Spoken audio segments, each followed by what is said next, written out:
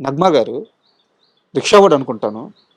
రిక్షావాడు సినిమా జరుగుతున్నప్పుడు ఒకరోజు నగ్మా గారు సెట్ నుంచి వెళ్ళిపోతా ఉంటే చిరంజీవి గారు ఆమె వెనకబడి నగ్మా నా మాట విని వెళ్ళొద్దు వెళ్ళొద్దు అని బతిమలాడుకున్నారంట. ఏ సందర్భంలో జరిగింది ఇది? అది నాకు తెలియదు సార్. అది అయితే నాకు తెలియదు. అంటే నేను వర్క్ చేయలేదు ఆ సినిమా. ఓకే. బట్ అంటే ఉంటాం కదా, మాకు తెలియకుండా ఆయన బతిమలాడే అంత ఏం జరిగింది అనేది నాకు తెలియదు. అయితే మీ దాకా రాలేదా నిజంగా? నిజంగా తెలియదండి, నాకు తెలియదు. ఉమ్, నాకు తెలియదు. అయితే అప్పుడు ఏదో చిన్న డిస్టర్బెన్స్ ఉన్నట్లు అయితే నాకు తెలుసు. ఉమ్, అది ఏంటో కూడా తెలియదు నాకు. ఉమ్, అంటే చిన్న డిస్టర్బెన్స్ ఉంది అనేది అయితే అప్పుడు మాట్లాడుకోవడం విన్నా, ఆ పిక్చర్ చివరికి వచ్చేటప్పటికి ఉమ్. అంతవరకు తెలుసు. అది ఏంటనేది నాకు క్లారిటీగా తెలియదు. నగ్మా గారితో మీ అందరికి కూడా గొడవలు ఉన్నాయి కదా? ఆ గొడవలు ఏమి లేదండి, అదే చెప్తాను కదా. ఆవేశం అనే సినిమా జరిగేటప్పుడు ఆవిడ ఏంటంటే కొంచెం వీళ్ళు నాకు రెస్పెక్ట్ ఇవ్వట్లేదు, డైరెక్షన్ డిపార్ట్మెంట్ అది ఇది అని ఆవిడ గొడవ చేశారు. ఉమ్, రెస్పెక్ట్ ఇవ్వకపోవడం అనేది ఏం లేదండి. అక్కడ ఏంటంటే ప్రాబ్లం ఏంటంటే, ఇప్పుడు మనం డైలాగ్ చెప్పాలి, ఆవిడకి మనం చెప్పే అవసరం లేదండి. దాసు గారు అని ఒక ఆయన ఉండేవారు, పెద్ద ఆయన. ఉమ్, మనం ఆయనకి చెప్తే చాలు ఏదైనా సరే, ఆవిడకి ఆయన చెప్తారు. సార్ సేమ్ డైరెక్టర్ గారైనా ఎక్స్ప్రెషన్ ఏదన్నా కొంచెం ఇలా ఇలా లేదు అంటే, దాస్ గారు ఇలా కావాలి అంటే దాస్ గారు చెప్తారు. మీకు అక్కడ క్లోజ్నెస్ లేదు. అక్కడ మరి క్లోజెస్ ఉండదు కదండి. ఆటోమేటిక్గా మనకి ఇప్పుడు మనం డ్రెస్ చెప్పడం లేదు, ఏదో చిన్న జస్ట్ మనం ఊరికే ఒక పక్కన ఉన్నట్లుగా అయిపోతుంది మనకి. ఇంకొక హీరోయిన్ ఉన్నారు, మధుబాల గారని. ఆవిడ తమిళియన్ కదా, మేము తమిళ్ బాగా మాట్లాడతాం కాబట్టి ఆవిడకి మేమే డైలాగ్ చెప్పాలి. ఆవిడతో మేమే అన్ని డ్రెస్సులు చెప్పడం అవి ఇవి ఉంటాం. కొంచెం భాష ప్రాబ్లం లేదు కాబట్టి కొంచెం యాక్సెస్ ఉంది. అన్ని సినిమాల గురించి మాట్లాడుకోవడం గ్యాప్ లో ఇట్లా ఉండేది. బట్ నగ్మా గారి కంపారిజన్ వచ్చింది, మధుబాల గారితో బాగుంటున్నారు, నాతో అది ఏదో వచ్చిందేమో అని మాకు తర్వాత అనిపించింది. ఇంత అమాయకంగా చెప్తున్నారు. అదే షూటింగ్ కూడా ఆపేశారుగా? షూటింగ్ ఆపలేదు. నేను రానని చెప్పింది ఆవిడ ఏంటంటే, నాకు రెస్పెక్ట్ ఇవ్వట్లేదు, నేను నేను రాగానే నాకు విష్ చేయకపోతే నేను షూటింగ్ రానని చెప్పి ప్రొడ్యూసర్ గారితో చెప్పింది. మేమేంటంటే, మేము కూడా ఆ ఏజ్ కదండి, ఆ ఏజ్కి మేము కూడా ఏంటంటే, ఆవిడేంటి ఇలాగా, మన తప్పేం లేదు కదా అని చెప్పి అసలు అంతకుముందు విష్ చేసి కొంచెం అదేదన్నా మాట్లాడడానికి ట్రై చేసేవాళ్ళం కూడా ఇంకా కంప్లీట్గా మానేసి ఆవిడ వస్తున్నప్పుడు మేము ఊరికే ఆ ఏజ్కి ఒక పొగరు ఉంటుంది కదండి, ఆవిడ సెట్లోకి రావడానికి కాళ్ళ మీద కాలేసుకుని కూర్చోవడం ఇలాంటివన్నీ చేసేవాళ్ళం. అంటే ఇప్పుడు తలుచుకుంటే నువ్వు వస్తాయి కానీ అప్పుడు ఆ పిల్లతనం చివరికి ఎలా క్లోజ్ అయింది ఆ మొత్తం హీట్ అంతా?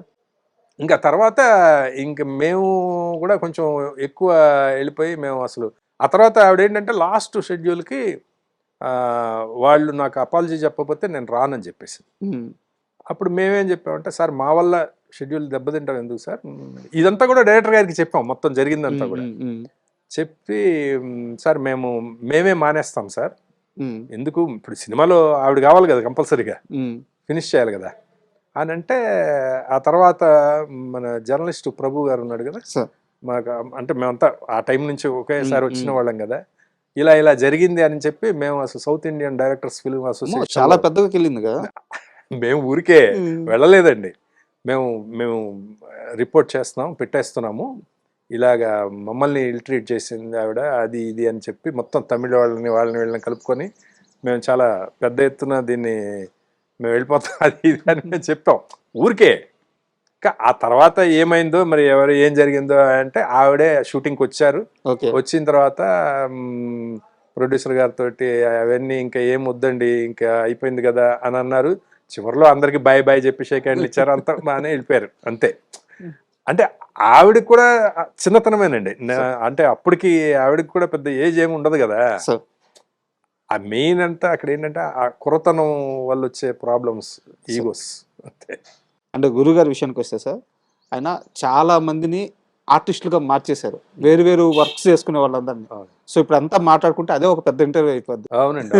కాస్ట్యూమ్ కృష్ణ గారు కానీ, లేదంటే అశోక్ గారు కానీ, రామిరెడ్డి గారు కానీ, సో ఇట్లా చాలా మంది ఉన్నారు అన్నమాట. సో ఇలా స్పాట్లో ఆ ఆర్టిస్ట్ని పట్టుకోవడం ఎలా వీలయ్యేది ఆయనకి? అంటే ఏం లేదండి, ఇప్పుడు ఆయనకి బేసిక్గా ఏంటంటే ఆహార్యం ఉంటే చాలండి, వాళ్ళకి యాక్టింగ్ వచ్చా రాదా, లేకపోతే వాళ్ళు చేయగలరా చేయలేరా, అసలు ఇవేమీ ఆయనకు అవసరం లేదు.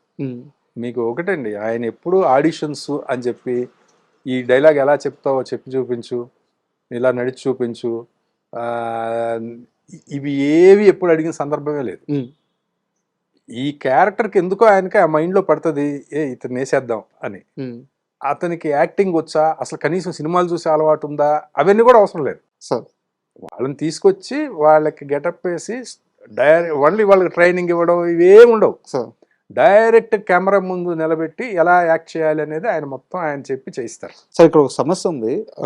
అంటే ఇది ఫేస్ అయిందో లేదో నాకు తెలియదు, డౌట్ వచ్చింది. ఇప్పుడు ఏమీ తెలియని ఆర్టిస్ట్ని తీసుకొచ్చి నిల్చోబెడతారు, బట్ వాళ్ళకి కాంబినేషన్ యాక్టర్స్ ఉంటారు అనమాట, వాళ్ళకి యాక్టింగ్ రాదు. వీళ్ళు ఇక్కడ స్ట్రగుల్ అవుతుంటారు కదా, ఎక్కువసేపు నిలబడాల్సి వస్తుంది, ఎక్కువ టేకులు వెళ్తాయి. సో అలా ఎప్పుడైనా మీ డైరెక్టర్ గారిని మిగతా యాక్టర్స్ క్వశ్చన్ చేసిన సందర్భాలు ఉన్నాయా? అట్లా ఎవరు చేయలేరు, ఎవరు క్వశ్చన్ చేయరు. ఒకవేళ మనసులో అనుకున్న సందర్భాలు ఉండొచ్చు. ఎందుకంటే ఇప్పుడు సీనియర్ యాక్టర్స్ ఉంటారండి, ఇప్పుడు వీళ్ళకేమో యాక్టింగ్ ఏం రాదు, అదే అదే అవును. అలా అనుకుండొచ్చు, కానీ అట్లా ఎవరు అడగరు. ఎందుకంటే ఆయన ఎఫర్ట్ చూస్తారు కదా. అసలు ఏమీ తెలియని వాడితోటి ఎంత బాగా యాక్ట్ చేస్తున్నాడు ఈయన అనే దానిలోనే ఉంటారు అందరూ.